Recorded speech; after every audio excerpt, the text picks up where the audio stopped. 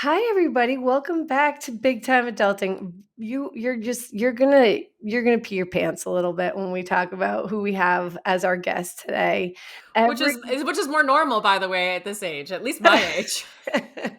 regular occurrence, just if you jumped up and down a little bit.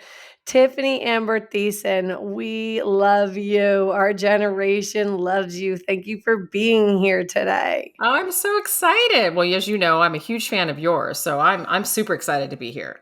Yeah, I think I told you that I shit my pants when you shared one of my reels one time, and you were Yeah, like, yeah. please don't shit your pants. Please don't. No one needs to shit their pants. We have a lot of time later on that that'll be happening, right? So let's Um, let's try to hold it together at least a little bit longer. I'm gonna hope that doesn't happen ever, actually. But I don't know. I was truly like so pumped because I just feel like I've grown up watching you, and I totally want to ask you some of some questions about your life in that phase. Like Hmm. everybody wants to know, like you starred in these very popular TV shows that put you into the spotlight as like an object of desire of every teen boy. You were like everyone's crush, women and men alike. I feel like we all loved you. Like, what was that like as a teenager? I think it's complicated. I'll start there. I think at the beginning it was more like I didn't understand it. And then it became more of like, okay, it's weird. And then it became like, oh, this is kind of cool because I'm getting to do cool things because of this popularity, right? And then it became a little bit of like, it's not really me that they're kind of, you know, wanting or thinking they love. It's not it's this character. It really is. I mean, she was kind of designed to be, I guess, whoever created her, right? There was a few people that probably created her into what they thought was like the perfect girl, right? Yeah, She was a America's cheerleader. sweetheart. Yeah, of course, she was a cheerleader. She was sweet. She came from a big family. Like, all those things that I personally was not, right? Um so then it became more of like, okay, I can handle this because it's really like this character that people are kind of in love with, not so much me personally, because they didn't know who I was personally. Mm. So And was that like a security blanket to be able to sort of have this alter ego in that way? Or was that maybe, I just mean, I think, more yeah, I think most actors could say playing a role definitely is like having another side, an alter ego. Sure, for sure. mm, It didn't make it any easier. I mean, people would still say shit. They would still talk good and bad, and I remember, we didn't have social media back then, so it thank wasn't, God. thank God, because it probably would have been 10 times harder, and I know it's 10 times harder because I have a teenager who of course wants social media, and I'm keeping it away from her as long as I can. But we had websites, like it was like magazines, and it was like websites that people would like write in and say things. So I feel like it was definitely easier to like not pay attention to it probably than it would be now. um but I was a curious teen, so every now and then I would go on it, but then I stopped going on it because I was like, it's just not worth it. It's just not worth it. Like, I needed to stay focused on being a good person, doing my job, being on time, making sure I got enough sleep, getting through high school. And those were the things that I tried to focus on, not all the other crap. Were you being homeschooled at that point? I was. So I didn't get to finish my regular high school. I think I did one or half a year of high school. And then I was tutored the rest of high school. And so there's, a part of that also that was very different. My classmates were my coworkers. Most of us were the same age. A couple of us were a couple years, like Elizabeth was a couple years older. Mario, myself, and Mark Paul all were the same age. And Lark as well. And then Dustin was a couple years younger. So, but we generally were all around the same age. So we were all doing school together as well as working together. And it was very, we didn't have prom, we didn't get to go to dances, we didn't have all the the stuff that normal kids do. But at the same time, we got to do things that a lot of other kids didn't get to do. I got to travel all through Europe. I got to go through, all this, pretty much every state in this, country I got to visit. So, there's positives and negatives to it all. Yeah, you'd do it all over again? At the age I am now, no, I'd be too fucking tired. But, but would I do it all over again? Yeah. I mean, if I had to have it exactly like that, yeah. I mean, I learned a lot. I mean, you have to look back and say, a lot of the things that I'm interested in or have passions about, like food, are all because of me getting to travel and go to Europe and do all those things that there's no way my family would have been able to do for me. We didn't have the money. So yeah, I would. What was your upbringing like? Do you have siblings? And Yes, two brothers. My parents grew up in Long Beach, California. Went to public school until I was tutored. Went to junior high with Snoop Dogg. whoa, His name was Calvin back was then. he It was not sipping Snoop Dogg. on gin and juice Well, then? probably, but not hopefully in the hallways of school. Maybe. Maybe, I don't know. That's a Definitely question for smoking a him. bone dog. Probably. But very modest. My dad worked two jobs to allow my mom to be, home a lot more with us. And so, yeah, I mean, my parents still live in the same house I grew up in. Like it's sweet. They're still, That's still, awesome. still down there. That's Yeah. awesome. Now I'm really kind of reeling over the fact that you went to high school with or whatever, middle Junior school high, with junior junior high. We called high. it junior high. Now people call it middle school. Yeah. Yeah, Hmm. I called it Yeah. junior high too. But Yeah. with Snoop, I Yeah. mean, I did. I did. oh my god, that's amazing. My mind is Yeah. exploding right now. So, as a person, like, growing up in the public eye, did you feel like you had to overcompensate, like, and be nice to everybody and be well-liked all the time? Was that a lot of pressure? Like, I feel like it's hard when people are watching you all the Mhm. time. Yeah. I don't think it was about in the sense of like feeling like I needed to be nice. I mean, I feel like I'm a nice person. I feel like that sort of comes naturally. My mom used to always say it's so much harder to be mean than it is to be nice. So just be nice. Um, but I think it was more about being watched, I would say. And as a girl, I mean, I don't want to say it's harder for a girl than it is for a boy because I mean, we're all different, but I do believe sometimes girls get watched a little harder, a little harsher, a little deeper than boys sometimes. And I have a daughter and a son, so I kind of see both. Um, but I would say being watched was definitely probably the hardest part, and also doing it during those years where you're changing so much, middle school, high school, puberty, all that kind of stuff was happening all at that time. And to do it in front of camera is, it's not the greatest. Not the Takes greatest. takes a lot of balls at that age. Yeah. Yeah, it Yeah. does. A lot of strength, a lot of really self-reflecting constantly. And I again say that, part of who I am and kind of really understanding who I am as a person has a lot to do with all of that way back then. Yeah. Yeah, and you never became like a disaster. You kept it together. At least to the public eye. No. No, yeah, I came from good stock. Like my parents are, still married to this day and were huge, huge role models for me. And my grandmother as well was a big influence on my life as well. And she used to always say, all this can be taken away. Every single part of it. It doesn't mean it's going to last. So be grateful, take it seriously, be respectful, and if you like it, keep doing it, and just but it all can go away. Yeah, It's like true, anything. like Yeah. anything, like anything. Yeah. How did, like, that experience shape you kind of as a person today and especially, like, as a mom? Um, kind of knowing what you know after being probably feeling scrutinized by everybody all of the Yeah. time.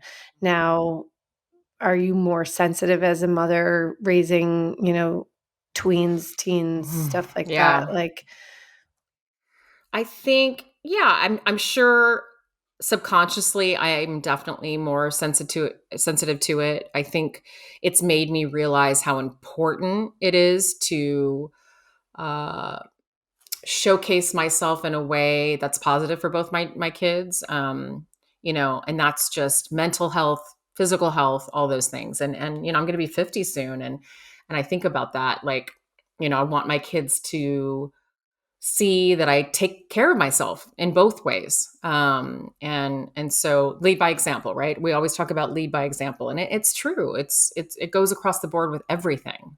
My husband and I talk about that all the time, with every little nook and cranny, whether it's what you eat or what you do, and they're watching. They're totally watching, and they're watching the mistakes as well. Like I want to showcase also the importance of mistakes. Like people make mistakes, but vocalizing those mistakes too and saying, you know what, I didn't do this correctly. I could have done this better. And I want you to learn from that. Mm, totally. And, like, yes, admitting to that kind of stuff. Mm-hmm. By the Mm-hmm. way, you look fucking great. Thanks. Yeah, and I see that you ice plunge all the I time. do. It's Talk been about kind that. of my new sort of passion. It's been around for millions of years, I could say, right? And my in-laws in Texas actually have been doing it for 5, 6 years. So we used to do it all the time. Wow. And so I threw out my back. That's what happens when you get old. Caitlin, you throw out your back now. So I threw out my back last December, and I'll talk about the fact that I generally am a very positive person. I'm generally, exude positive energy. I believe in, and that, and how it affects yourself and others around you. And so when that happened, I was not in a good place because I was kind of forced to be to not do the things that I normally do for my mental health, like going to the gym or not being able to cook for my family or hang out with my kids or walk to get the darn mail from the mailbox. Like those normal things that you don't think about that are important. All of that was taken away, right? So I was in a really grumpy, dark place, and sitting here trying to like go to the chiropractor and ice my back and rest and do all that stuff was in my mind not happening fast enough. I was like, what the hell? And I remember going to my chiropractor, who's a longtime friend, and I walked in, and he was like taken back on how terrible I looked and felt, and he said, I've never seen you this sort of dark and depressed. And I was like, well, hell, Greg, like I'm in pain. I can't do anything. And he goes, I'm going to say this to you. And I know you know this, so I'm just going to say it because you just need to hear it again, because apparently you're not doing it. He goes, nothing physical is going to get better until your mental state gets better. And I was like, oh, damn, you're right. You're Mm. so right. He goes, it's just not. So, anyways, he kind of pushed me into knowing that I needed to change my outlook before my physical was going to get any better. And so I did. And then I had to get on a plane to go to Houston, which is where we were going for Christmas. And that was just a daunting thing to even think about, being in so much pain and not being able to move. But I knew that I was going to be able to ice bath, while I was in Houston, because that's what they do all the time. And so I got back into ice bathing, and I told my husband, I want to start doing this at home all the time. Like I feel like it's so good for you. Besides my back, it's so good for you mentally, physically, and all that. So we started doing it here all the time, and it's completely changed. I think so many things about my body and about my mind, and we've gotten lots of other friends of ours into it, and I love it. I'm obsessed. It's like the dopamine you get from it. It's like a drug. Like I hardly drink as much anymore. Like that's the crazy thing, you That's know? amazing. Hmm. Maybe I should try getting into one of those icy torture chambers too. I'm Um, telling you, it's how kind of many cool. minutes do you go in that? How So they say the benefits are around 3 minutes if you can do it, but a lot of people, it's hard. I'm going to tell you, Caitlin, it's not easy. It's like birthing a darn child. But I will say this. I went through 30 hours birthing my first child without drugs. And if I can do 30 hours of that, I can do 3 minutes in an ice bath, right? That's kind of how I looked at it. is it And still so, hard for you, or is it easy now that you're no, okay? it's still hard. It's Okay. still hard. The easy part of it now is knowing that I can do it, Mm. right? So mentally, it's easier because I can do it, but it's because I've done it so many times. But I still have to mentally put myself in a good place before I get into that darn plunge. and, suffer for 3 minutes. But it's 3 minutes. And then again, I'm going to tell you how you feel after. I feel like I can climb Mount Everest after. That's how awesome it is. Flip a car. Yes, flip a Yeah. car. Yeah. Parents for the next 3 hours. I my husband does, like, some cold showers, and I've, like, tried a couple Yeah. times. I'm I'll just tell you this, the cold shower I think is harder because it's Oh, moving really? water. Yeah, it's Yeah. moving water. And the plunge, if you can buy a plunge like that, those fancy ones, which I was fortunate enough to be able to be gifted one, it's awesome.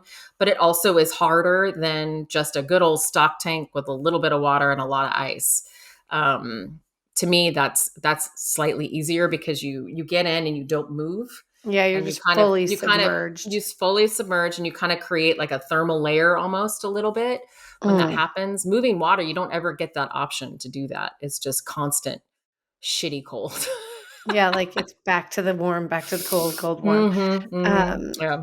yeah, so far I've hated it. Yeah, I don't like the shower, so yeah, I don't, but that's me. Everybody's different, so.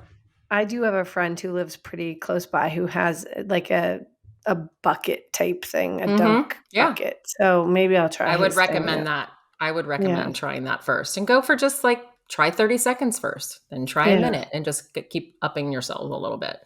Well, I'm very competitive, so I'll And you're probably going to be be fine because then you're like me and it's all about the competition within your internal self, right? Yeah. and within your family. Yeah. Um, speaking of a little bit more about your family, what's it like for your kids to go out and have you be recognized everywhere you go, or is it not that big of a deal in your community It's now, not a big or deal here. It's not a Yeah. huge deal. I think people in LA, and even when I was living in New York, it's a little more normal, I guess. I don't know. I mean, there's the every now and then, um, their friends will recognize me from a past TV show or something, but it's not all the time. So it's not a huge thing. And my daughter knows me more as an actress, and then my son knows me more as what he used to call me, a cooker. My mommy's a cooker because I was, doing a lot of food shows and doing, my first cookbook and all that when he was little. So he knows I'm an actor too, but he all the shows that I've been on, he doesn't watch, so he doesn't relate to those just as much as my daughter. Yeah.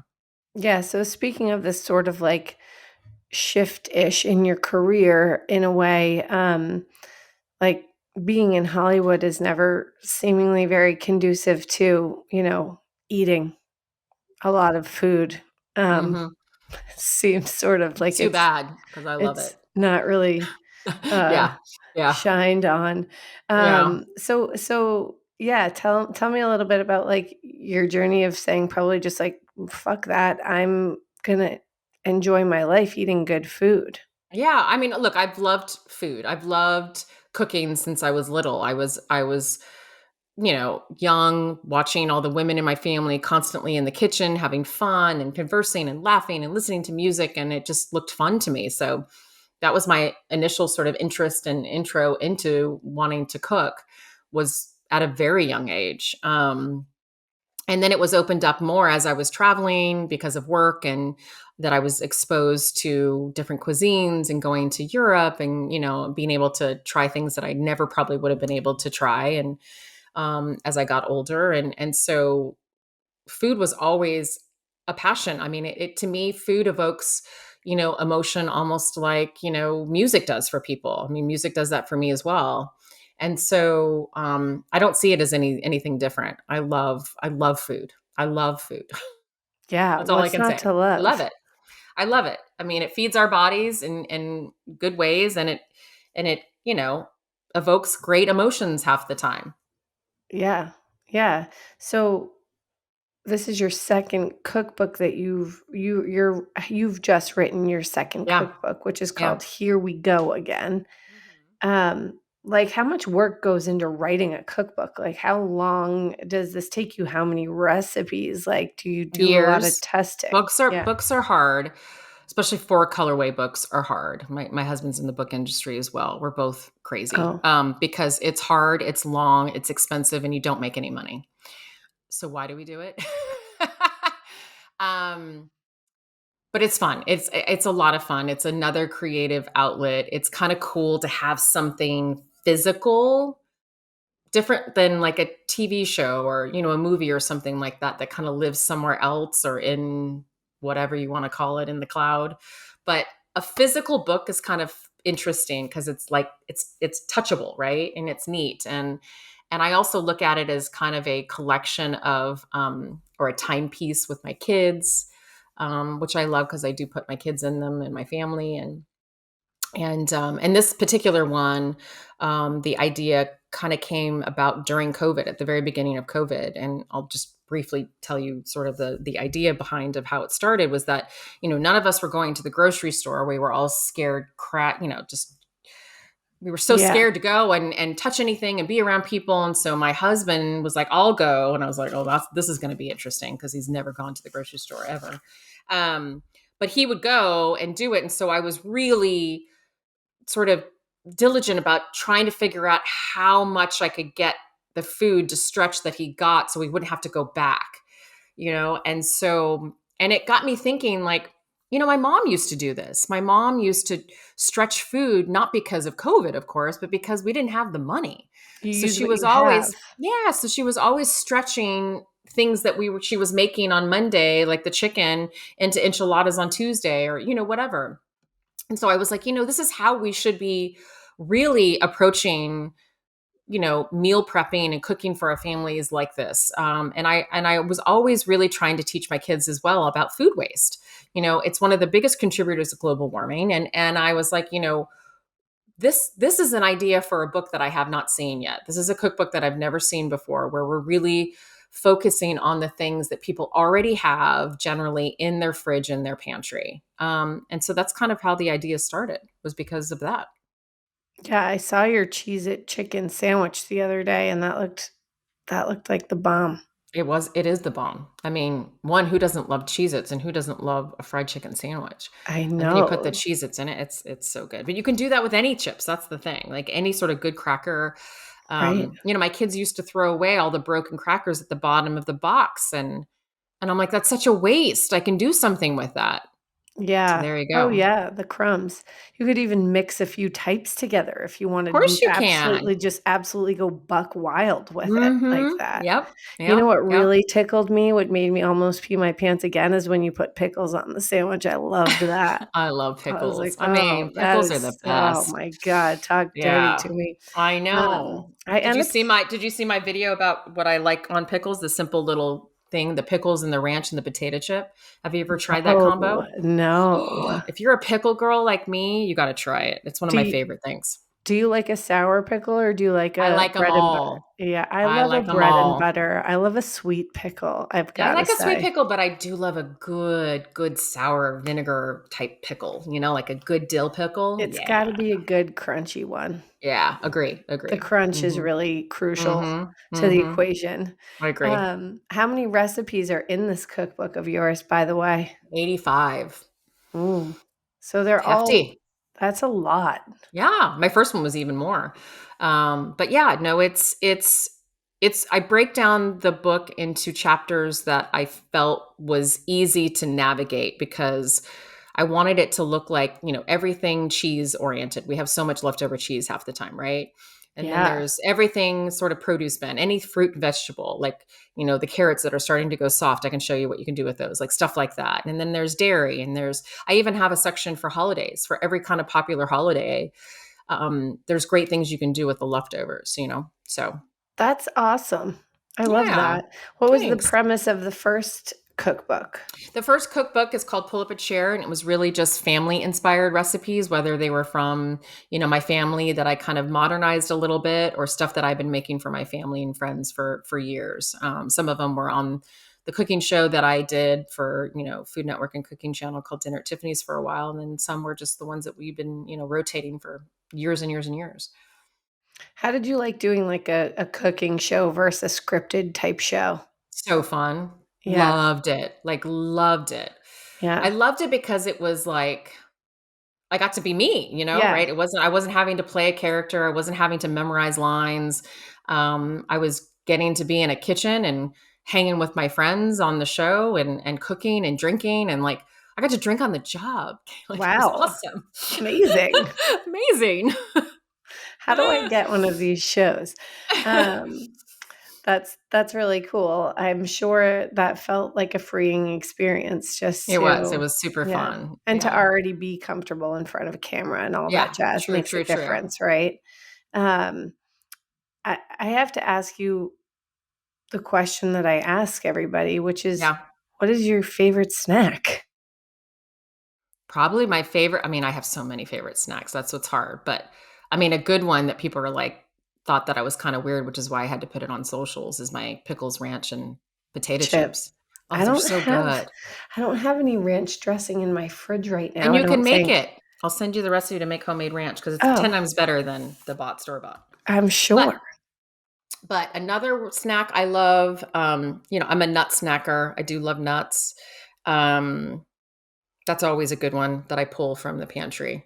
Just like a Sometimes, handful of nuts type thing. yeah, like a handful of pistachios or something like that. I I always love love that. Me pistachios. too. You know Me what I too. always feel is it's like one of the greatest luxuries? A a pre-shelled pistachio. Those are the ones that are in my pantry. Oh Who my has time to god. shell those? Not me. I feel like the fucking queen of Sheba when I eat a pre-shelled pistachio. I'm Yeah. like, Oh yeah. just gonna pop I these got all my in my mouth. little suction cup container of those and I just open it Yeah, up. Yeah, I know. 5 They're at so good. once. So Who good. cares?